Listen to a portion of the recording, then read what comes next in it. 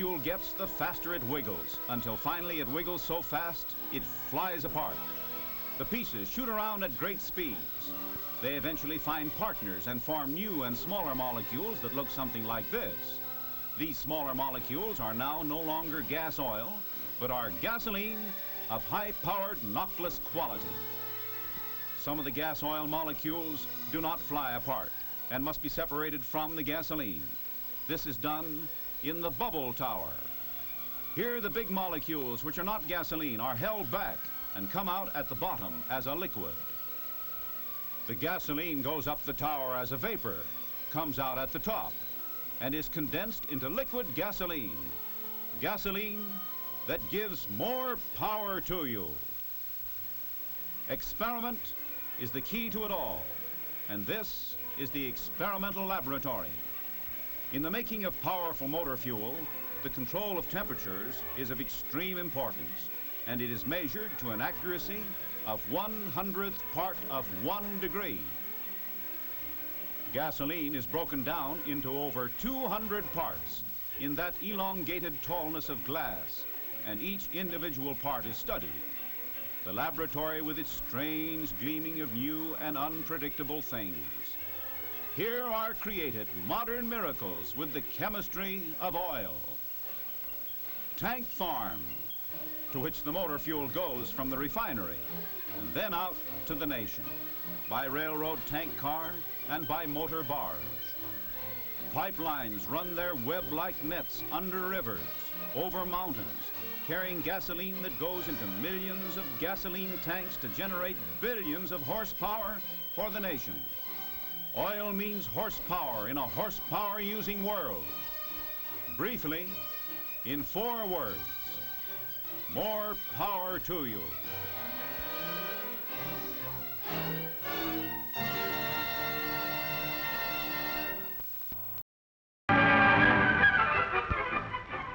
The modern highway, outgrowth of the motor age. In every part of the country, roadways such as this, smooth and durable, lead the traveler to his destination and speed the movement of materials of every variety. Rolling along over the long, straight stretches, often flanked by eye-filling scenery or rounding graceful curves, the traveler seldom thinks of the engineering skill and construction technique utilized in these ribbons of concrete and steel that make possible the miracle of modern transportation. Steel, dramatically flowing from the open hearth furnace for processing into many forms and products, today is an indispensable material in the construction of the modern highway. Oddly enough, a great portion of the steel used remains forever embedded in the paving, where it serves to give the roadway permanent strength and durability. Some of it, however, is visible as in overpasses and bridges. In the construction of highways, steel serves also in the complicated and amazing road-building equipment characteristic of the work to be done. The toughest jobs are accomplished in stride, and roads can be cut through to provide the most advantageous routes. In the old horse and buggy days, the course of a road was frequently dictated by the location of a bridge. This was the era of the covered bridge, picturesque and substantial, but today a symbol of the past. As the automobile brought higher speeds of travel and more traffic, the type of bridge was gradually changed to meet the new conditions. Through the use of steel, rivers are now spanned without deviation from the prescribed course. Modern bridges, designed with an eye to beauty as well as strength, are a part of the highway. Early concrete roads were simply cast slabs without inner reinforcing, but the traffic soon became too heavy for this type of roadbed. The lesson was learned that highways, like other types of construction, can only be as strong as the materials used in building them. Steel has the needed strength and adaptability, and the steel industry has developed through research many different products for use in highway construction. The steel for such products first appears in the solid state in the form of ingots. Here's a 6-ton ingot starting on its way to be rolled into a wide flange structural shape.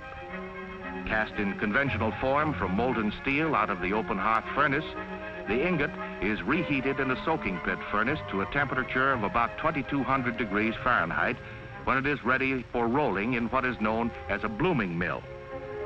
At this temperature, The form of the ingot is readily changed by passing it through the rolls, which exert pressure on it. Each time the ingot passes through the mill, the rolls are brought closer together. Thus, each pass reduces the cross-section and increases the length proportionately. The mill is equipped with manipulators which turn the ingot so it can be rolled on all sides. Metropolitan's new investments have gone increasingly to help meet the needs of industry and the community, just as they were doing before the war. Over the years, Metropolitan has helped provide productive enterprises with tools and facilities through the investment of the company's funds. Last year, we put $958 million into such investments, refunding operations and the purchase of securities which had been issued in preceding years. At the end of 1947, more than $2.6 billion were helping in the expansion and further development or maintenance of productive techniques and enterprises. Few policyholders realize that each of the tens of thousands of concerns or individuals using Metropolitan's invested funds are really working for them. The interest the borrowers pay on the money is helping to reduce the cost of insurance to all policyholders. Without it, premiums would have to be substantially higher. The company's dollars are at work in practically every phase of production and distribution, helping to produce more goods and create more jobs for more people. In concerns like these, for example, in which the company made investments in 1947.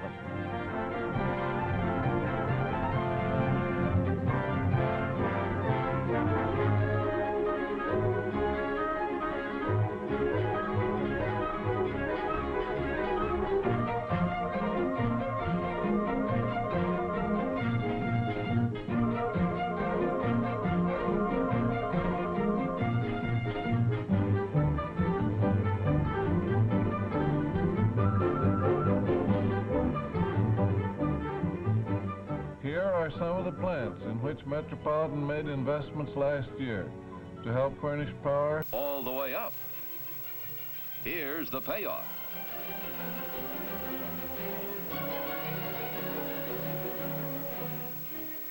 Yes, the fish is caught. Our dry land fisherman has saved this $100,000 drilling investment. Now the drilling can continue to see if it strikes oil.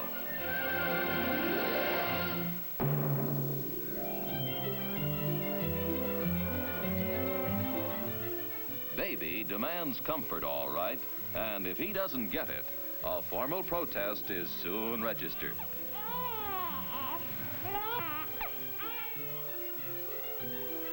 Every baby is a born expert as far as knowing what's good for him. He approves only the most gentle products expressly prepared for his well-being. Baby oil, for example. It is so pure and mild that during the infant period, it is often used instead of water for his bath.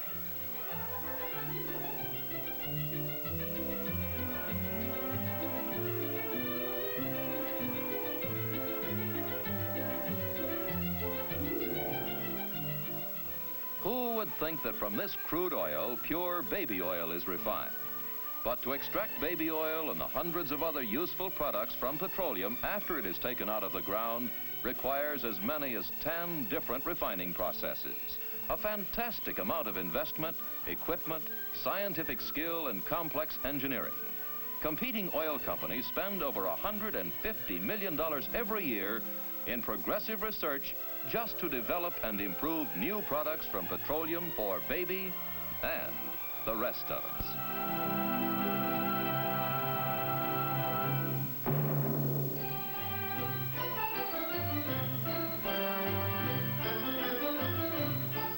Whenever a liquid boils, you just naturally think that it's hot. But this liquid can't be hot. It's sitting on a cake of ice, boiling on ice and vaporizing, producing a gas that burns. This unusual liquid is LP gas, one of the hundreds of products from petroleum. There are many ingredients, of course, some sheer delights. like the electronically controlled marionettes of our fabled timepiece. Each passing hour, they dance around the clock to the bright tunes of different countries around the world.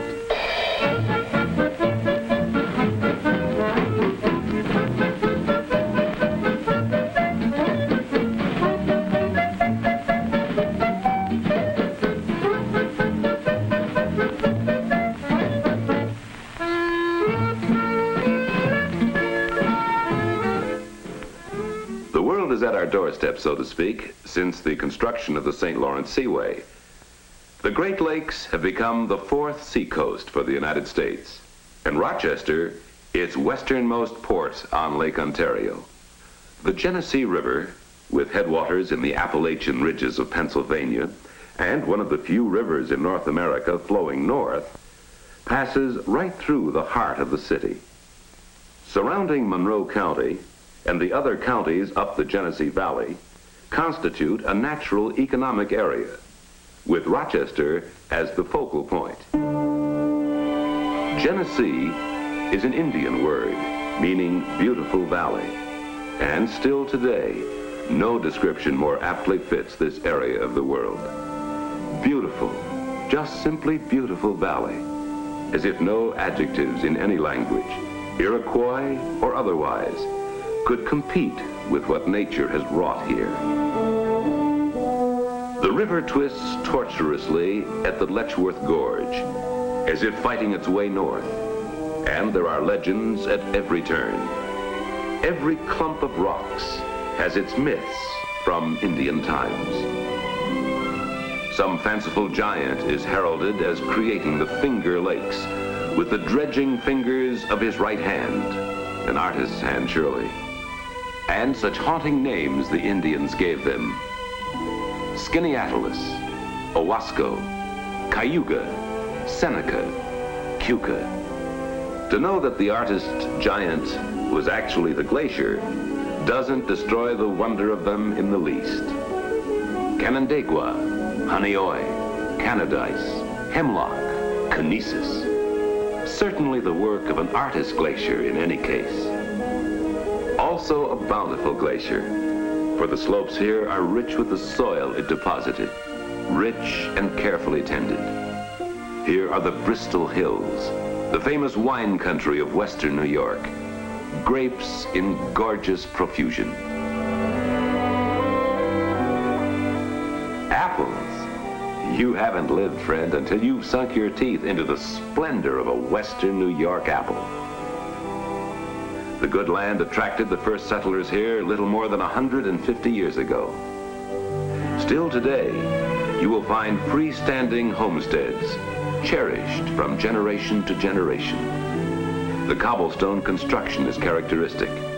Cobblestone carted up the valley from Lake Ontario to build to last. Farms in the area are completely electrified now, of course, and as modern in all the conveniences of good living as the methods of farming the surrounding acreage. Signs of the past, historical markers in the towns and villages of the valley, give further evidence of the building fervor in the early days of settlement. Early 19th century inns, remodeled to fit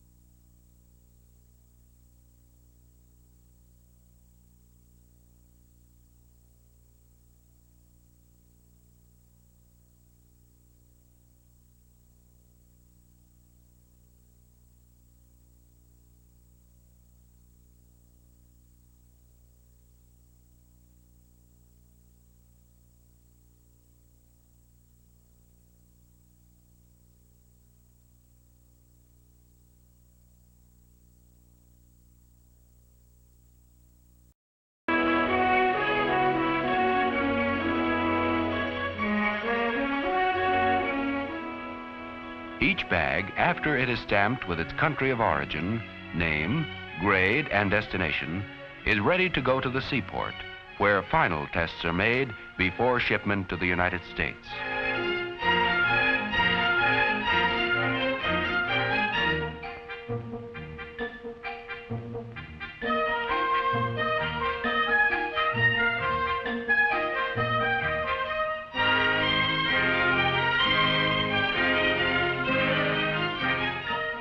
Using an instrument like an apple corer, a checker stabs each bag and withdraws a sample for testing.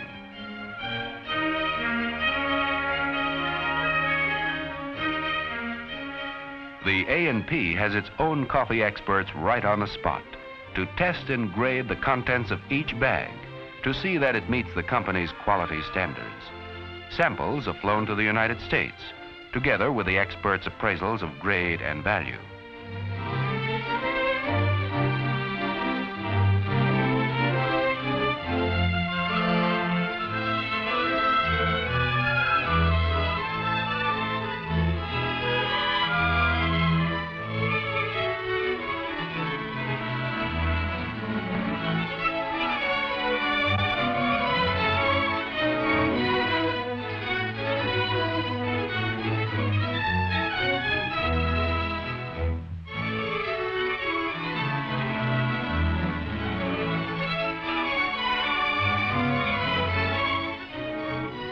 Testing also includes roasting samples of the green coffee and actually taste testing it for strength and flavor.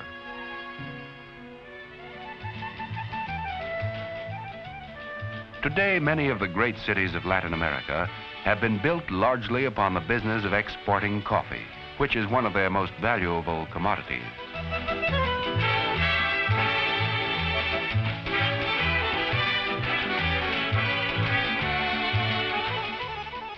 The people are modern, up-to-date, and eager to trade with their good neighbors to the north.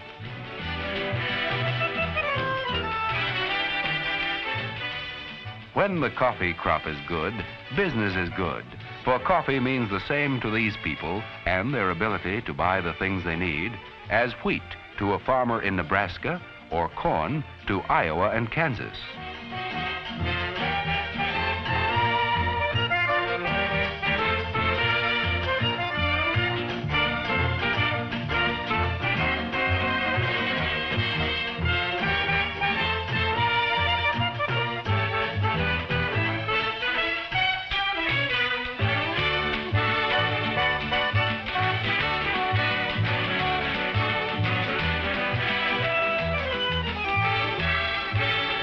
Of steel 50 feet in length. The plates were then given an initial bend on a giant press operating at a pressure of 3,000 tons. This initial bending was necessary to avoid damaging the rolls when the plates, in the next step of fabrication, were rolled into circular form. The plates entering into the manufacture of the 30-foot diameter penstock pipe were fabricated through the initial steps of manufacture in 11-foot widths. These plates were 2 3/4 inches in thickness and were rolled into circular form by being passed through 40-inch vertical rolls until the desired degree of curvature had been obtained. One such plate represented a segment equal to 1/3 of the complete circumference of a finished pipe.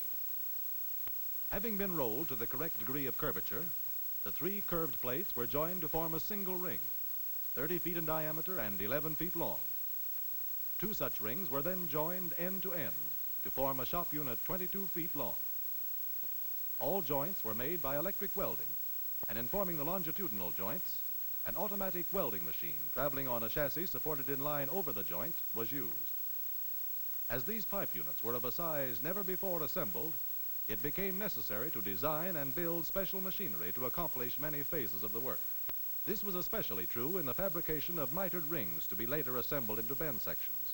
The general usage of electric cutting and welding was applied not only to pipe sections, but to the manufacture of other fabricated units as well. A complete shop unit weighed from 150 to 184 tons, depending upon its design determined by its ultimate use upon installation in the power penstock system. Circumferential joints were made by rotating the rings, making up a shop unit beneath an electric welding machine, suspended above the line of the joint to be welded.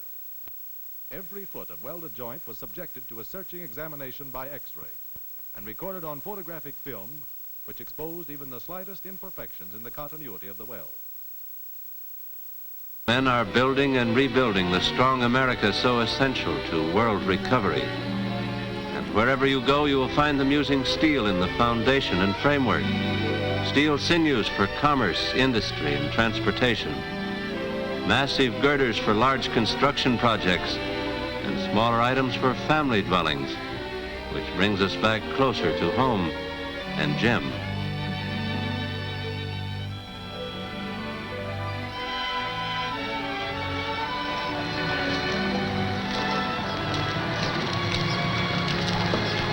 Gosh, honey, I get as big a kick out of daydreaming as you, but this, jeepers. You said the same thing before we got the apartment and the car. We got them. I know, and I'm crazy about them. Sometimes I'm so proud of you, I just can't stand it. Look, you just stay behind me and keep pushing. We'll get there. Do you know something? What? The way you just said that, I've got a hunch we will. You bet we will. We won't buy it. We'll build it. Someday. Someday. For young and restless America, that means the determination to make way for tomorrow. And that same philosophy is behind the development program of United States Steel. It is the reason for construction side by side with all high peacetime production. America is demanding more of everything it needs, and production is being stepped up to meet these demands. They have added new machines in Joliet, Illinois, although the largest nail manufacturing operation in the world is already there. Seamless steel pipe, a vital artery of the nation. It carries gas, oil, and water. It drills wells.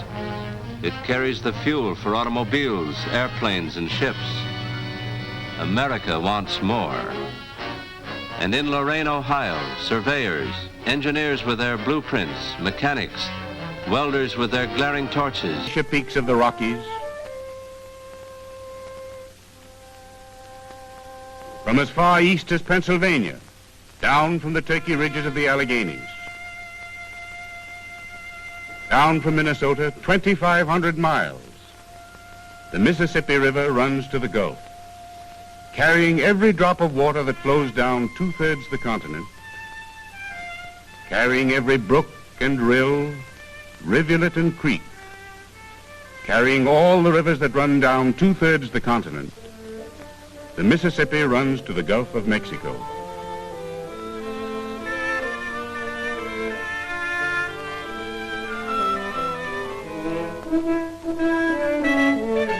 Down the Yellowstone, the Milk, the White, and Cheyenne, the Cannonball, the Musselshell, the James, and the Sioux, down the Judith, the Grand, the Osage, and the Platte, the Skunk, the Salt, the Black, and Minnesota, down the Rock, the Illinois, and the Kankakee, the Allegheny, the Monongahela, Kanawha, and Muskingum, down the Miami, the Wabash, the Licking, and the Green, the Cumberland, the Kentucky, and the Tennessee, down the Ouachita, the Wichita, the Red, and Yazoo.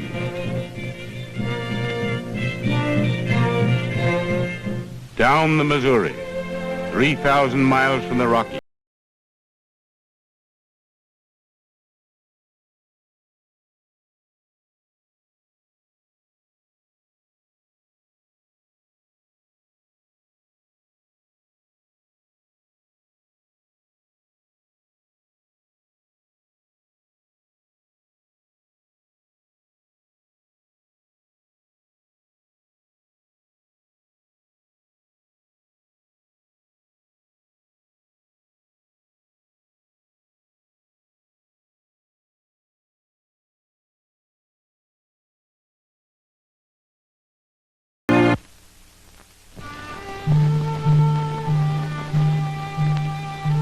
New Orleans to Baton Rouge, Baton Rouge to Natchez, Natchez to Vicksburg, Vicksburg to Memphis, Memphis to Cairo.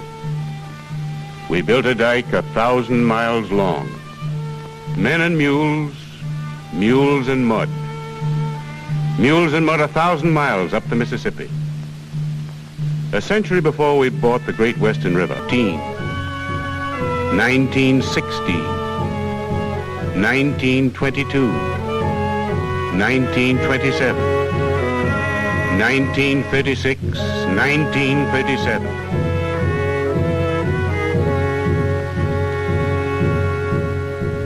Down from Pennsylvania and Ohio, Kentucky and West Virginia, Missouri and Illinois.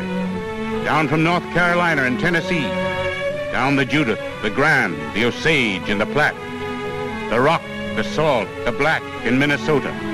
Down the Monongahela, the Allegheny, Kanawha and Muskingum. The Miami, the Wabash, the Licking and the Green. The White, the Wolf, the Cache and the Black. Down the Corn Kaskaskia, the Red and Yazoo. Down the Cumberland, Kentucky and the Tennessee. Down the Ohio 1,000 miles from Pittsburgh. Down the Arkansas 1,000 miles from Texas. Down to the Mississippi.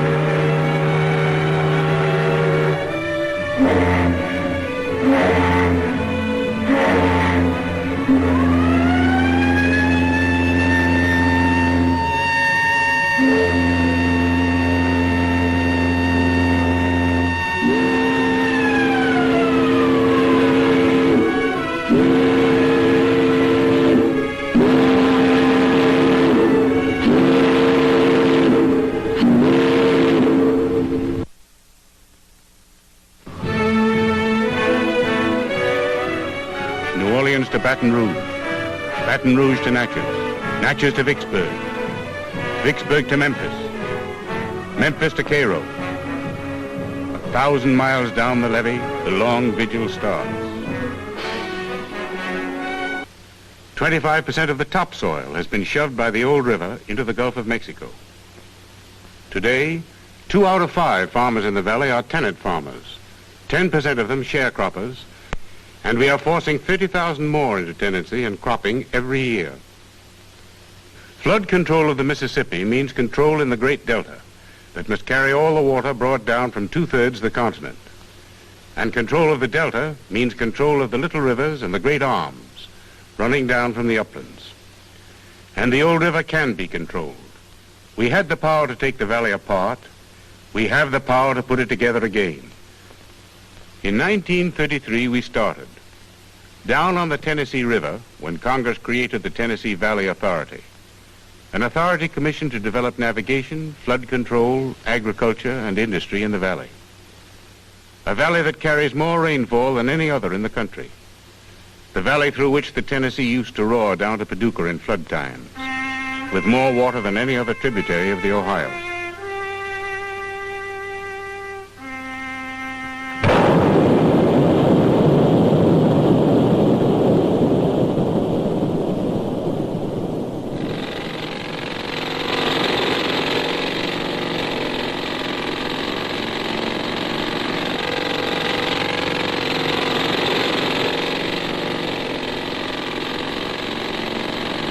First came the dams.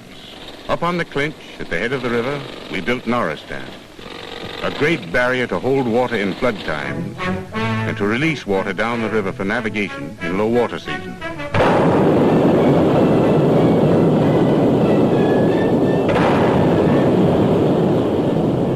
Next came Wheeler, then Guntersville and Pickwick and Chickamauga. A series of great barriers that eventually will transform the old Tennessee into a link of freshwater pools, locked and dammed, regulated and controlled, down 650 miles to Paducah.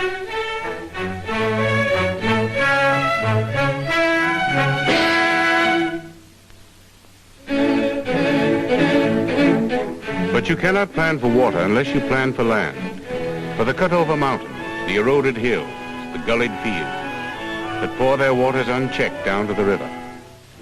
The CCC, working with the Forest Service and agricultural experts, have started to put the worn fields and hillsides back together. Black walnut and pine for the worn-out fields and the gullied hillsides. Roots for the cut-over and burned-over hillsides. Roots to hold the water in the ground. Black walnut and pine for the new forest preserve. soil conservation men have worked out crop systems with the farmers of the valley, crops to conserve and enrich the topsoil. So that today 1 million acres of land in the Genesee Valley are being tilled scientifically, staying instead of speeding the water off the ground. But you cannot plan for water and land unless you plan for people. Down in the valley, the Farm Security Administration has built the model agricultural community.